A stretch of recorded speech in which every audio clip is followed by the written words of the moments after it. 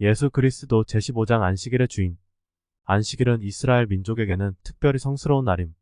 안식일을 거룩하게 지킴은 그의 백성 즉 이스라엘 민족이 국가를 형성한 이래로 일찍부터 주님께서 가장 요구하시는 계명이었다.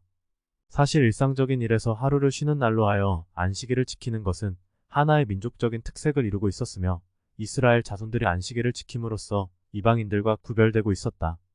또한 올바르게 안식일을 거룩하게 지키는 것은 택함을 받은 이 백성들과 그들의 하나님 간의 성약의 표시였다. 안식일의 신성은 하나님이 인간을 지상에 보내시기 전 엿새 동안 창조의 일을 마치시고 안식하신 일곱째 날을 복 주사 거룩하게 하신 창조의 기사에 나타나 있었다. 이스라엘 백성들이 애굽에서 나올 때 제7일은 안식일로 성별되었고 이날에는 굽거나 삶거나 그 외의 방법으로도 음식을 만드는 것은 금지되었다. 다른 날에는 하늘에서 내려주시는 일용할 양식인 만나를 남겨둠을 허용치 않았으나 제6일에는 이틀분의 만나를 거두게 하였다. 주님은 그날의 만나를 주시지 않음으로써 안식일을 거룩하게 지키셨다. 안식일을 엄수하라는 계명은 시내산에서 지극히 영광스러운 가운데 하나님의 손으로 직접 쓰신 십계명에 명백히 나타나 있다. 이 명령은 백성들 앞에 자주 외쳐졌다. 안식일에는 불을 피우는 일도 금지되어 있었으며 제7일에 나무하는 자를 돌로 쳐 죽인 기사도 있다. 후에 많은 선지자들을 통하여 주님은 안식일의 거룩함과 그날을 성스럽게 지키는 자들에게 약속된 축복과 안식일의 신성함을 모독하는 죄에 대하여 영감에 찬 힘있는 말씀으로써 여러 번 되풀이하셨다. 느헤미야는 백성들이 안식일을 성스럽게 지키지 않음을 보고 꾸짖어 훈계하고 백성들이 고통을 당하는 것은 그들이 안식일을 지키지 않았기 때문에 여호와께서 그들로부터 은혜를 빼앗아 가신 것이라고 설명했다. 에스겔의 입을 통하여 주님이 안식일을 세우심은 그와 그 백성 사이의 성약의 표라고 확언하셨으며 이날을 지키지 않는 자들을 준엄하게 꾸짖으셨다. 서반구에 살았던 이스라엘의 지파에게도 안식일의 거룩함은 절대적인 것으로 강조되었다. 안식일을 거룩하게 지키는 것은 고통스러운 것도 아니며 부담스러운 것도 결코 아니다. 안식일은 휴식을 취하고 의로운 즐거움을 누리는 날이며 주님 앞에서 영적으로 배불리 먹는 날이기도 하다. 이날은 금욕의 날이 아니므로 누구나 먹을 수 있지만 남종이나 여종이나 모두 음식을 준비하는 일에서는 쉬어야 하고 밭을 갈거나 땅을 파거나 그 외 아무 일도 하지 않아야 한다. 육축까지도 주인과 마찬가지로 쉬는 날이다. 안식일에 덧붙여 자비가 많으신 주님께서는 안식년을 정하시어 제7년에는 땅을 쉬게 하여 그 소산을 높이게 하셨다. 7년이 7번 지난 후 제50년은 50년제 즉 희년으로 지키며 이때는 백성들은 전해까지 저장해둔 묵은 곡식을 먹었고 저당 잡힌 자나 구속된 자를 풀어주고 빚진 자들을 용서해주며 짐진 자들의 짐을 덜어주며 즐거워하였다. 즉 이 모든 것은 주님의 자비와 공의 가운데서 행해졌다. 안식일 안식년 희년은 주님이 세우신 것이며 이때는 휴식과 위안과 축복과 자비와 경배의 때였다. 아담의 타락으로 인한 저주로 인간은 땀 흘려 일하지 않을 수 없다고 공언하는 자들에게도 안식일은 일에서 떠나 잠시 쉬는 날이며 죄로 인하여 내쫓긴 인간이 하나님의 면전에 더 가까이 나아갈 수 있도록 주어진 축복받는 날로 여겨지고 있는데 하물며 보다 높은 인생관을 갖고자 하며 일에서 행복과 물질적인 축복을 얻고자 하는 자들에게 정기적인 휴식을 취하게 함으로써 새로운 활력을 주며 다음 날을 위한 새로운 열의를 가져다 주지 않겠는가? 그리스도가 이 세상에 오시기 오래전에 안식일의 본질적인 목적은 이스라엘 백성들 간에는 무시되어 왔다. 안식일을 거룩하게 지키는 본질적인 정신은 랍비들의 명령과 형식주의자의 세력 앞에 억눌려 있었다. 주님의 성역의 시대에 있어서 율법에 부속된 규칙으로 규정된 전문적 용어만 해도 이루 헤아릴 수 없이 많았다. 이와 같이 사람들에게 억지로 지워진 짐들은 견디기 어려울 정도였다. 유대 교사들과 영적인 지도자들이 지게 된 많은 모세 율법의 요구사항 중 안식일을 거룩하게 지키는 것은 특별히 두드러진 일이었다. 그들이 공공연히 율법에 둘러세운 부당한 울타리는 유대인들이 안식일을 지키는데 커다란 가시가 되었다. 그들은 전통적인 율법을 조금만 위반해도 심한 처벌을 받았으며 극단적인 신성 모독에 대해서는 최대의 위협을 주기 위해서 사람들이 보는 앞에서 사형에 처해졌다. 안식일에 병자를 고치심. 앞에서 살펴본 상황에 비추어 볼 때 주님이 그의 전생애 동안 비교적 초기에 안식일을 범했다는 비난을 받게 된 것은 그리 이상한 일이 아니다. 안식일을 크게 어긴 한 신뢰가 요한복음에 기록되어 있다. 요한은 이 인상 깊은 사건을 이야기체로 기록하고 있다. 유대인의 절기를 맞이하여 다시 예루살렘에 올라가셨다. 예루살렘에 있는 양문 곁에 베데스다라는 못이 있었다. 기록으로 보아 이 못은 천연적으로 이루어진 셈인 듯하다. 아마 이 연못 속에는 오늘날 광천과 같이 광물질이나 천연가스가 용해되어 있었을 것이다. 이것은 그 물속에는 병을 치료하는 물질이 있는 것으로 소문이 났으며 많은 병자들이 거기에서 몸을 씻은 사실로 보아 알 수 있다. 그 물은 일정한 간격으로 동함이 있었다. 그 물이 동할 때는 물이 끓어오르다가 잠시 후에는 정상으로 돌아갔다. 이와 같은 광천은 오늘날 세계의 여러 곳에서 발견되고 있다. 어떤 사람들은 이와 같이 물이 동함은 초자연적인 힘에 의해서라고 믿었다. 또한 동안 후에 먼저 들어가는 자는 어떤 병에 걸렸든지 낫게 된다는 소문이 나 있었다. 베데스다 못은 일부 혹은 전부가 울타리로 둘러싸여 있는데 물이 동함을 기다리는 자들을 위해서 5개의 행각이 세워져 있었다. 어느 안식일에 예수님은 그 못을 찾아가서 거기서 물의 동함을 기다리고 있는 많은 병자들을 보셨다. 그중 38년 동안 심히 앓고 있는 병자가 있었다. 그가 몸을 자유롭게 움직일 수 없는 상태에 있었음을 보아 그는 중풍이나 심한 신경통을 앓고 있었는 것 같은데 하여튼 병명이 무엇이든 간에 다른 사람이 앞서 내려갔기 때문에 물이 동할 때에 못에 먼저 들어갈 수 없었다. 전설에 의하면 물이 동한 후에 먼저 내려가는 자는 어떤 병에 걸렸든지 낫게 된다고 한다. 예수님은 그 사람이 축복을 받기에 적합한 자임을 아시고 그에게 이렇게 물으셨다. 네가 낫고자 하느냐? 그 질문은 너무나 단순해서 불필요한 것 같이 여겨질 정도였다. 물론 그 사람은 낫고자 했으며 물이 동한 후에 제일 먼저 들어갈 기회만을 끈기 있게 열심히 노리고 있었다. 주님의 다른 말씀에서와 마찬가지로 이 말씀 속에는 목적이 있었다. 즉 그 사람의 마음을 주님께 돌리게 하자는 목적이 있었다. 그 병자의 마음속에 일어난 의문은 그가 젊은 시절부터 잃어버린 건강과 힘에 대한 동경을 새롭게 했다. 그의 대답은 처량하고 그의 마음에 거의 희망이 없는 상태를 잘 나타내 주었다. 그는 오로지 베데스다 못의 소문만을 생각하고 있었으며 예수께 이렇게 말했다. 주여 물이 동할 때엔 나를 못에 넣어줄 사람이 없어 내가 가는 동안에 다른 사람이 먼저 내려 가나이다. 그때 예수께서 일어나 내 자리를 들고 걸어가라고 말씀하셨다. 즉시 거의 40년 동안 걷지 못했던 그 병자는 기운이 돌아와 주님의 말씀에 복종하여 자리를 들고 걸어갔다. 얼마 가지 않아서 유대인들 즉 복음 전도자 요한이 말했던 관원들 몇 사람이 그가 침상을 가지고 가는 것을 보았다. 그런데 이날은 안식일이었다. 그들의 단호한 질책에 대해 그는 마음에서 우러나오는 감사와 순수한 감정에서 그를 고쳐주신 분이 자리를 들고 걸어가라고 명하셨다고 대답했다. 그 관원들의 관심은 갑자기 기적을 베푸신 그분께로 쏠렸다. 그러나 고침을 받은 사람은 그가 누구신지 알지 못했다. 이는 거기 사람이 많으므로 예수께서 이미 그 자리를 피하셨기 때문이었다.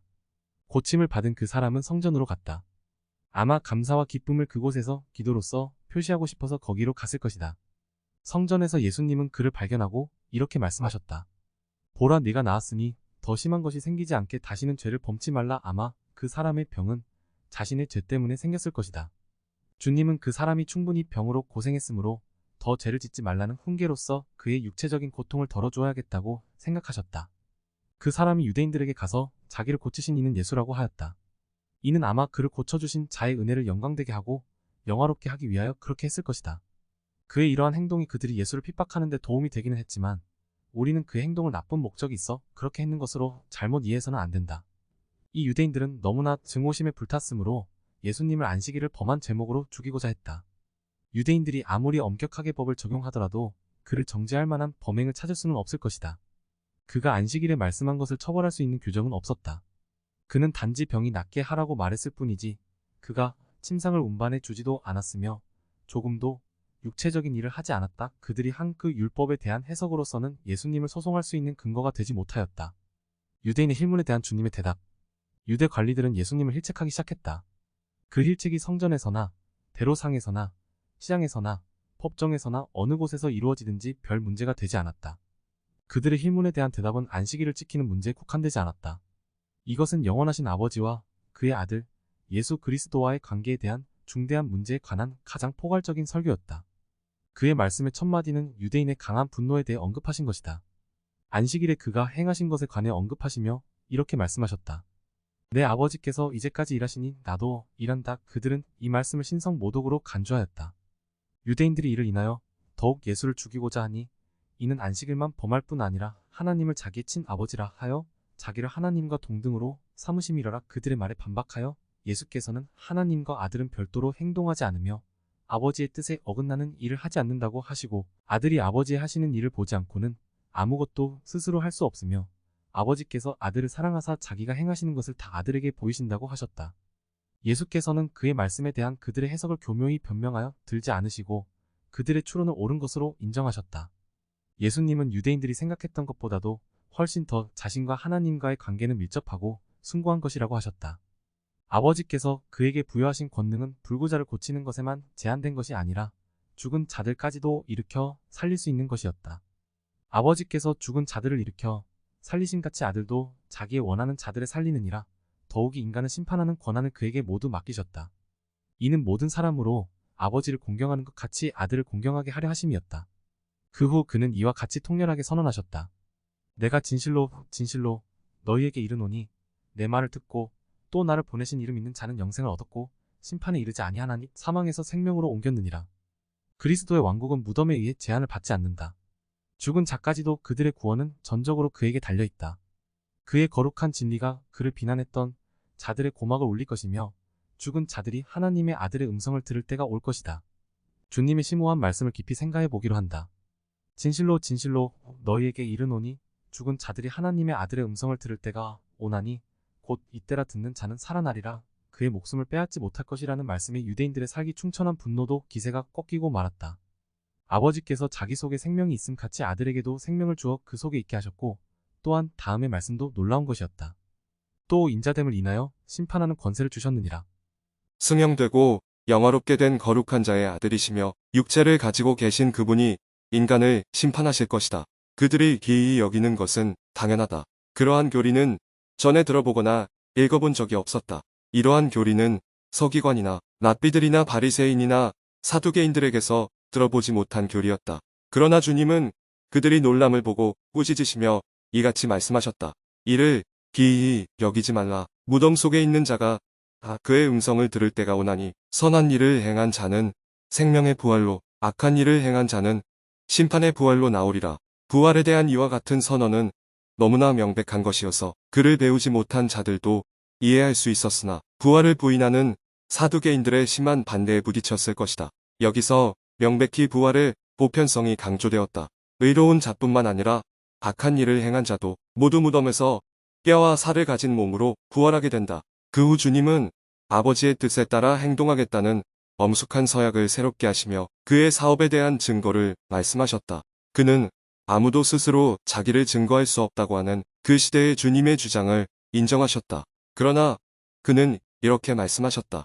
나를 위하여 증거하시는 이가 따로 있으니 나를 위하여 증거하시는 그 증거가 참인 줄 아노라. 그는 침례 요한에 관해 언급하시면서 그들이 요한에게 사람을 보내매 요한이 메시아에 대하여 증거하신 사실을 상기키셨다. 즉 요한은 켜서 비치는 등불이며 많은 사람들이 일시 그의 빛나는 업적에 즐거워하고 있었음을 상기시키셨다. 저기를 품은 유대인들은 요한의 증거가 그들의 가장 엄격한 증거에도 불구하고 정당성이 있음을 알고 떠나가 버렸다.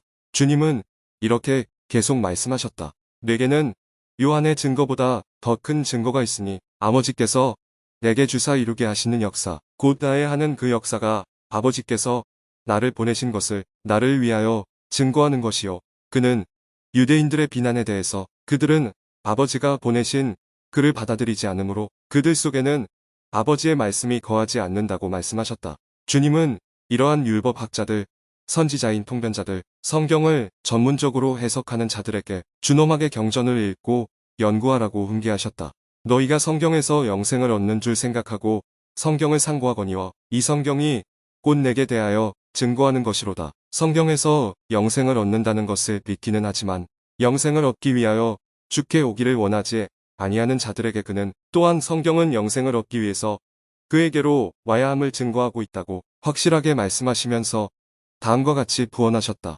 나는 사람에게 영광을 취하지 아니하노라. 다만 하나님을 사랑하는 것이 너희 속에 없음을 알았노라. 그들은 사람 가운데서 영광을 구하였고 그들은 서로 영광을 취하였다. 납득, 박사, 서기관 등의 칭호는 사람들로부터 받은 영광이다. 그들은 모든 학파나 사회보다 월등히 위대하신 하나님의 이름으로 온 주님을 배척했다.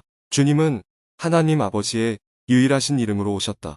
그들의 영적인 무지가 드러났으니 즉 그들은 인간의 영광을 의지했고 하나님의 참되신 영광을 구하지 않았다. 주님은 자신에게 위임된 심판의 권능에 관해 말씀하셨다. 이제 주님이 그들을 아버지께 고소할까 생각지 말라고 하셨다. 또한 그들을 고소할 자는 그보다 나던 자, 즉 모세라고 하셨다. 모세는 그들이 모두 믿기를 바랐던 자이며 주님의 강력한 심판을 충분히 납득시킬 수 있는 신뢰받은 주님의 증거자였다.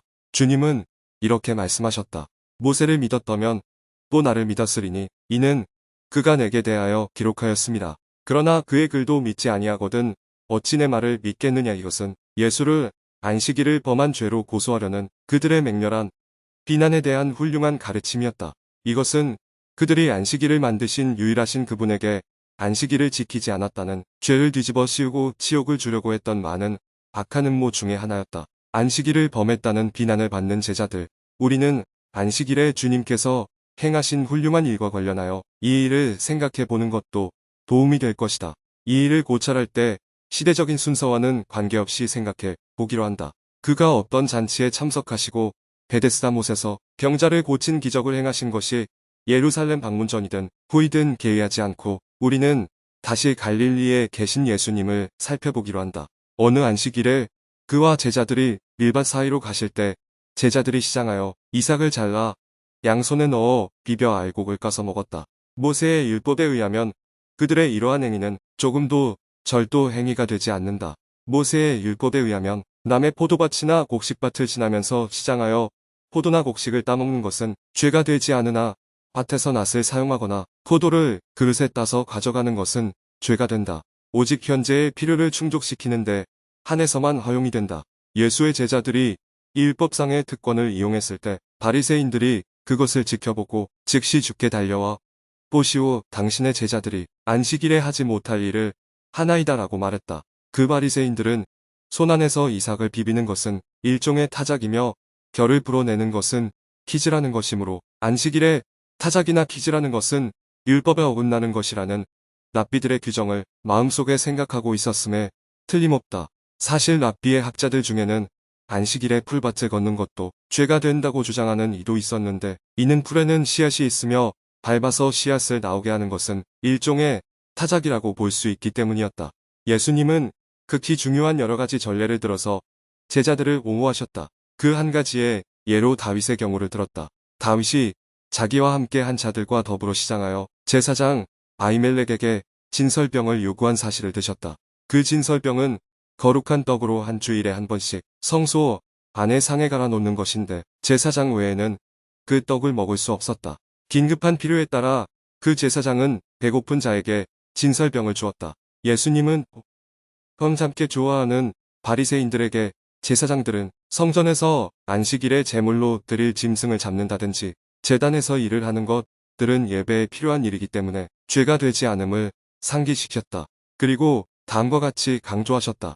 내가 너희에게 이르노니 성전보다 더 큰 이가 있느니라. 그는 하나님께서 호세아를 통하여 하신 말씀을 인용하셨다. 나는 인애를 원하고 제사를 원치 아니하며 그리고 그들이 경전의 참뜻을 이해했더라면 무죄한 자를 정죄치 않았을 그들의 무지와 의롭지 못한 열의를 꾸짖으셨다. 안식일은 사람을 위하여 있는 것이요 사람이 안식일을 위하여 있는 것이 아니니 그의 초월하심을 확언하신 다음 말씀에서 그들에 대하여 책망하시는 것을 엿볼 수 있다. 인자는 안식일에도 주인이니라.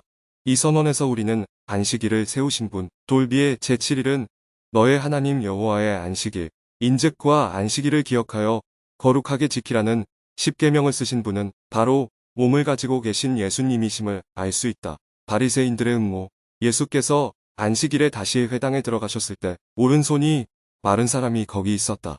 바리새인들이 예수를 송사하려 하여 안식일에 그 사람을 고치는가 엿보고 있었다. 바리새인들은 물었다. 안식일에 병 고치는 것이 옳으니이까? 이때 주님은 그들의 얄팍한 속셈을 알아차리시고 이렇게 질문하셨다. 안식일에 선을 행하는 것과 악을 행하는 것, 생명을 구하는 것과 죽이는 것, 어느 것이 옳으냐? 그 질문은 양면적인 것이어서 그들은 대답을 못하고 잠잠히 있었다.